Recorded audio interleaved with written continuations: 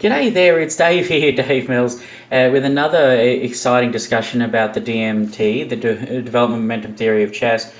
What we can see here is the situation where White has connected the heavies, which means technically it's finished its opening phase, whereas I look at Black here and has it finished its opening phase? Also, White has managed to ruin Black's pawn structure on the queen side. So just from a structural point of view, and also on the king side. So those double pawns look quite glaring. And we also obviously are looking at the king at king at g8. Obviously that bishop's aligned with the king. Now the queen is under attack from the rook, and perhaps that would have been Black's last move, is to attack the queen, and which is perfectly reasonable, to harass Her Majesty. But what it comes down to is the misalignment between the king and the rook. Okay, so what do I mean by that? What I mean by that is that the king being in line with the bishop, and the fact the bishop and the knight is a battery, and the knight and the queen is also a battery, and the knight is the firing piece, discovering the attack, that knight actually, what's the best way to put it? It has that momentum behind it. It has that, it's got a high degree of momentum and torque on the position. So obviously check the checks that could be made, and in this position here, we can see that the king and the rook are misaligned.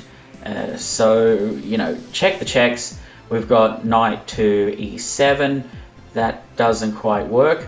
We've also got knight to. We've also got queen takes rook. That doesn't really work.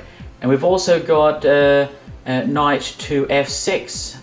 All right, check. Now that is a lot more interesting, because now the f pawn is pinned. So check. If Black doesn't want to lose the rook for the knight, which would be very tasty, the pawn on g7 can recapture it. That's fine. But then after queen takes g6, check, what happens then? Obviously, if the king moves to h8, after the queen has captured a g6, then obviously the position is just it's absolutely crushing at that point. King h8, and there's so many ways you can actually finish this off. I think the position is actually quite hopeless for Black at that point. So there you go, and I hope that you enjoyed this discussion.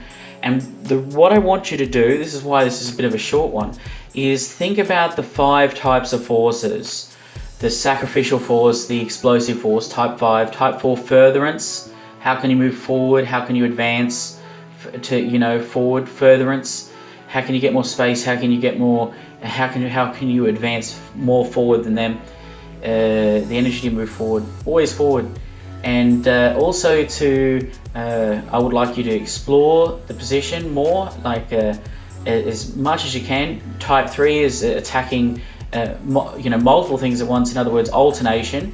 The knight to f6 is a beautiful example of that.